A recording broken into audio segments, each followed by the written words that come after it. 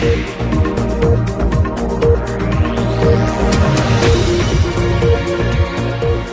દર્શક મિત્રો, આપ નિહાળી રહ્યા છો S9 ન્યૂઝ। હું છું આશિષ સાવલિયા અને આપની સમક્ષ લઈને આવ્યો છું સ્પીડ 9। દેશ વિદેશ, ફિલ્મ જગત, રમતગમત, બિઝનેસ અને તે સિવાય કેટલાક ક્ષેત્રો સાથે સંકળાયેલી કેટલીક ખબરો। તો આવો નજર કરીએ સ્પીડ 9 પર।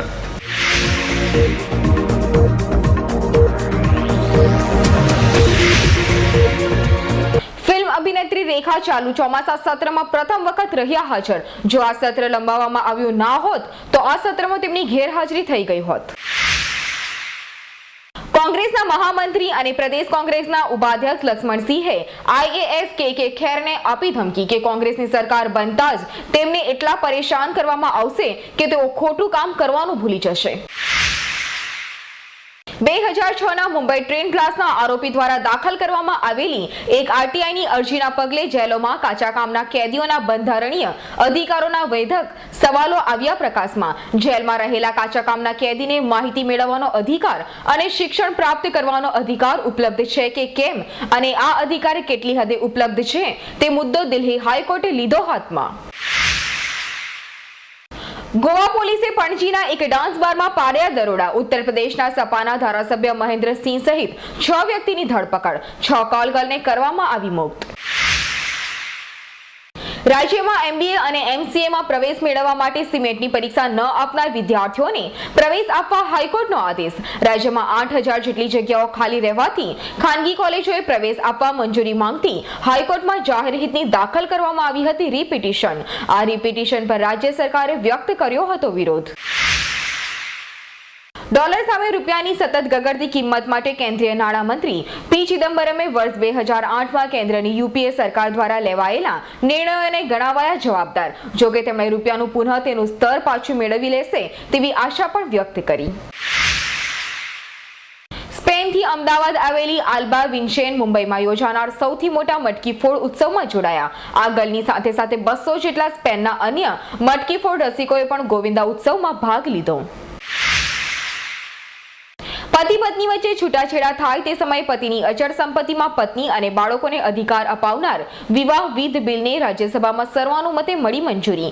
આ બિલમાં પત્નીને અચળ સંપત્તિમાંથી મળનાર હિસ્સાની માત્રા નક્કી કરવામાં નથી આવી। સંયુક્ત રાષ્ટ્ર રેસિડેન્ટ કોઓર્ડિનેટર અને સંયુક્ત રાષ્ટ્ર વિકાસ કાર્યક્રમ રેસિડેન્ટ રિપ્રેઝેન્ટેટિવ લાઇજ ગ્રાન્ટે જણાવ્યું કે દેશમાં 60 વર્ષથી વધારે ઉંમરના લોકોની વસ્તી 2015 સુધીમાં 32 કરોડથી વધારે થઈ જવાની શક્યતા। 2010માં ભારતમાં 60 વર્ષથી વધારે ઉંમરના લોકોની અંદાજિત વસ્તી હતી 9 કરોડ। ઔદ્યોગિક ઉપકરણ ડિઝાઇનર હિલા રેન્જોએ બનાવી બોમ્બ પ્રૂફ બેગ જે બોમ્બ વિસ્ફોટ દરમિયાન સુરક્ષિત રહેવા કરશે મદદ। નોઈડાના DM રવિકાંત સિંહે IAS દુર્ગા શક્તિને આપી ક્લીન ચીટ। DM રવિકાંતની કરવામાં આવી રાતોરાત બદલી। નોઈડાના નવા DM તરીકે હીરાલાલ ગુપ્તાની કરવામાં આવી નિમણૂક। મુખ્યમંત્રી શીલા દીક્ષિતે કર્યો સર્વે। દિલ્હીમાં આગામી દિવસોમાં યોજાનાર ચૂંટણીમાં 10થી વધુ કોંગ્રેસના સભ્યો પોતાની સીટ ગુમાવશે। શિક્ષકોની ભરતી કેન્દ્રીય પદ્ધતિથી કરવાને લગતું બિલ નામંજૂર।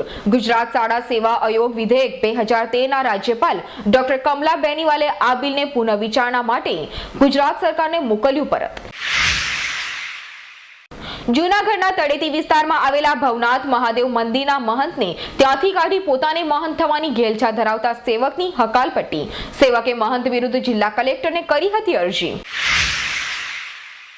ધારીના નર્મદેશ્વર મંદિરના પ્રાંગણમાં ગામના ખેડૂતોને જંગલી પ્રાણીઓ તેમજ વન ખાતાના અધિકારીઓ દ્વારા હેરાનગતિ।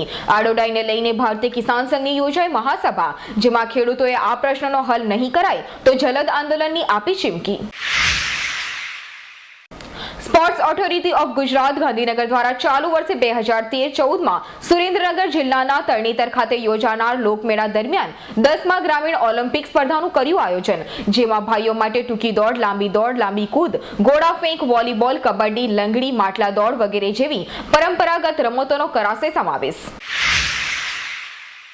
યમન એરફોર્સના ઉચ્ચ રેન્કના અધિકારીઓને લઈ જતી બસમાં સંભવતઃ છુપાયેલા બોમ્બમાં ધડાકો। ધડાકામાં 3 લોકોના મોત જ્યારે 23 મુસાફરો ઘવાયા।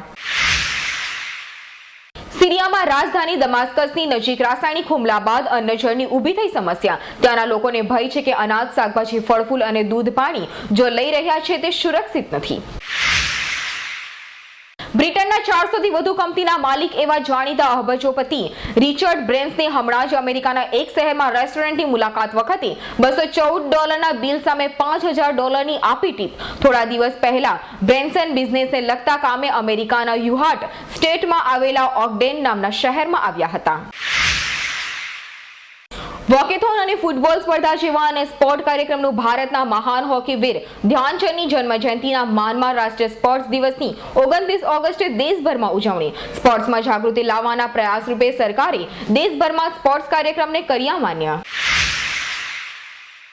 કોલકાતામાં 1 સપ્ટેમ્બરે ક્રિકેટ બોર્ડની કારોબારી યોજાશે બેઠક. 1 મહિના અગાઉ કાનૂની મુદ્દાને પ્રશ્ને દિલ્હી ખાતેની બેઠક રાખવામાં આવી હતી મુલતવી. ઇંગ્લેન્ડના રમતગમત મંત્રી હ્યુ રોબર્ટસને ઇંગ્લેન્ડ ક્રિકેટ બોર્ડ પાસે માંગ્યો જવાબ કે ઓવલની પીચ પર એસીઝ વિજયની ઉજવણી કરતા ઇંગ્લેન્ડના ખેલાડીઓએ પેશાબ કર્યો હતો તે ઘટનાનો રિપોર્ટ આપે. ઇંગ્લેન્ડના બોલર સ્ટુઅર્ટ બ્રોડ ઓસ્ટ્રેલિયાની ટીમના કોચ ડેરેન લેહમેન દ્વારા તાજેતરમાં સમાપ્ત થયેલી એસીઝ સિરીઝ દરમિયાન તેની કરાયેલી ટીકા સંબંધે તેણે માંગેલી માફીને પોતે સ્વીકારી. લેહમેને ગયા સપ્તાહે રેડિયોને આપેલી મુલાકાતમાં બ્રોડ સામે છેતરપિંડીનો કર્યો હતો આક્ષેપ. એશિયા કપ સેમીફાઇનલ પહેલા ભારત બાંગ્લાદેશ સામે વિજય મેળવવા મક્કમ. ઓમાન અને ડિફેન્ડિંગ ચેમ્પિયન દક્ષિણ કોરિયા સામે પ્રાપ્ત કરેલ ઉપરા છાપરી પરાજય બાદ ભારતીય ખેલાડીઓમાં ઉભરાઈ રહ્યો છે આત્મવિશ્વાસ. સંજય લીલા ભણસાલીની ફિલ્મ રામલીલા માટેનું આઇટમ સોંગનું શૂટિંગ મંગળવારથી ફિલ્મ સિટીમાં કર્યું શરૂ. કલરફુલ સેટ ઉપર શૂટ કરવામાં આવી રહેલા ગીતની કોરિયોગ્રાફી કરી વિષ્ણુ દવે. સાઉથના એક્ટર રામચરણ તેજાનીને બોલિવૂડના જુદા જુદા ડિરેક્ટરોએ 10 જેટલી ફિલ્મોની કરી ઓફર. રામચરણ તેજાની એક સારો એક્ટર હોવા છતાં ઉત્તમ ડાન્સર પણ છે. અભિનેત્રી પરિણીતિ ચોપરાએ તાજેતરમાં મળેલી એક મુલાકાતમાં કહ્યું કે મને જે સફળતા મળી છે એ હું જાળવી શકું તેનો મને સતત ભય રહે છે. જેલમાંથી ચૂંટણી ન લડી શકાય તેવા ચુકાદાને રદ કરતું બિલ રાજ્યસભામાં પસાર. ઉતાવળિયા રાજકારણીઓ સુપ્રીમમાં રિવ્યુ પિટિશનની પણ રાહ ન જોઈ. કોલસા કૌભાંડના કેસમાં સીબીઆઈ અને સરકાર ઘર્ષણના માર્ગે. આ કેસમાં સરકારી અધિકારીઓ સામે કામ ચલાવવા માટે આગોતરા મંજૂરીની જરૂર ન હોવાથી સીબીઆઈની અપીલ. રાજ્યના મુખ્યપ્રધાન ભૂપેન્દ્રસિંહ હુડાએ એક અખબારની મુલાકાતમાં જણાવ્યું કે રોબર્ટ વાડ્રા નાના ખેડૂત છે, તેમને વિકાસના લાભ મળવા જોઈએ. સરકારની નીતિ રહી છે કે નાના ખેડૂતોને લાયસન્સ આપવા જેથી તેમને લાભ મળે. વિવાદાસ્પદ જાતે બની બેઠેલા હિન્દુઓના ધાર્મિક આધ્યાત્મિક ગુરુ આસારામ બાપુને દેશ છોડી જતા અટકાવવા જોધપુર પોલીસે આસારામ બાપુ સામે લુક આઉટ નોટિસની કરી માંગ. આસારામે યૌન શોષણના કેસમાં પૂછપરછ માટે ઇન્દોરમાં અંગત રીતે સમન સ્વીકાર્યું. સમન સ્વીકારવા પોલીસને 8 કલાક રાહ જોવડાવી. લોકસભામાં આપવામાં આવી માહિતી કે મુંબઈ વિસ્ફોટના કેસનો માસ્ટરમાઇન્ડ દાઉદ ઇબ્રાહિમ અને જમાત ઉદ દાવાનો વડો હાફિઝ સઈદ પાકિસ્તાનમાં છે. તેઓના ભારતને પ્રત્યાર્પણ માટે સરકારે કર્યું દબાણ. રેલવે રાજ્ય પ્રધાન અધીર રંજન ચૌધરીએ જણાવ્યું કે બળતણ કિંમતમાં વધારો થયો હોવાના કારણે 1 ઓક્ટોબરથી રેલવેના દરોમાં થશે વધારો, પરંતુ મુસાફરી ભાડામાં કોઈ વધારો કરવામાં નહીં આવે. ભરૂચમાં પૂર ઓસરતા સુરત ફાયરની 7 પૈકી 4 રેસ્ક્યુ ટીમને પરત મોકલવામાં આવી. નુકસાન સહિતના સર્વેની કામગીરી હાથ ધરવા ડિવિઝન અધિકારી રાજુ ગામિતના નેતૃત્વમાં ફ્રેશ નવી 2 ટીમ સ્ટેન્ડ બાય તરીકે ભરૂચમાં રવાના કરવામાં આવી.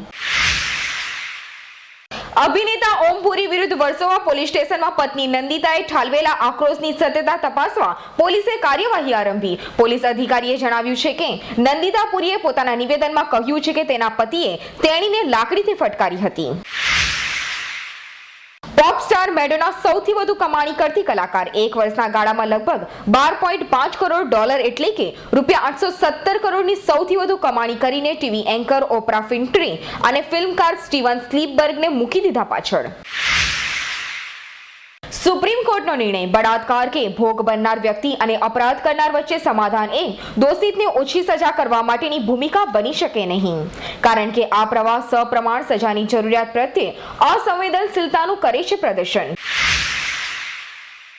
રૂપિયાને સ્થિર કરવા ચલણ વિનિમય કરારની યોજના ઘડાશે. મહત્વના વ્યાપારી ભાગીદારી દેશો સાથે ચલણ વિનિમય કરાર કરવાની શક્યતાઓ તપાસવા માટે એક ટાસ્ક ફોર્સની સ્થાપના કરવામાં આવશે.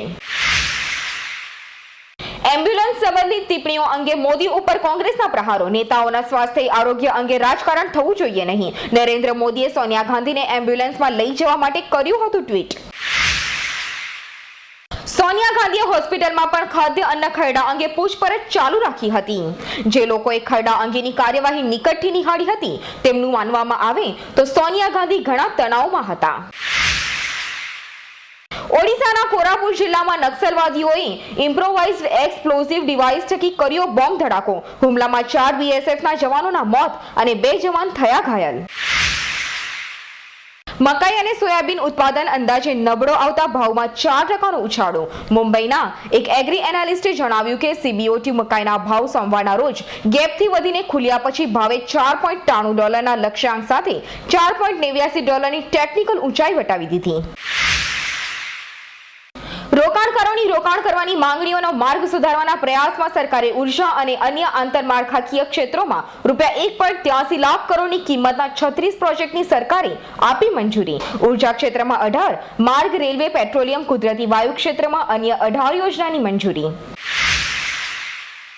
ઉત્તરાખંડની કુદરતી આપદા અને મેઘતાંડવનો ભોગ બનેલા આપત્તિગ્રસ્તોની સહાયતા માટે વલસાડ જિલ્લાના સ્વૈચ્છિક દાતાઓ, સંગઠનો અને ઉદ્યોગગૃહો દ્વારા એકત્ર કરાયેલા ₹61,96,000નો ચેક એનાયત કર્યો.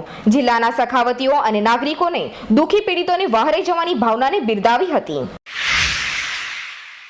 મેડિકલ અને પેરામેડિકલના અભ્યાસક્રમ માટેની પ્રવેશ કાર્યવાહી 16 થી 30મી ઓગસ્ટ દરમિયાન યોજાનાર હતી.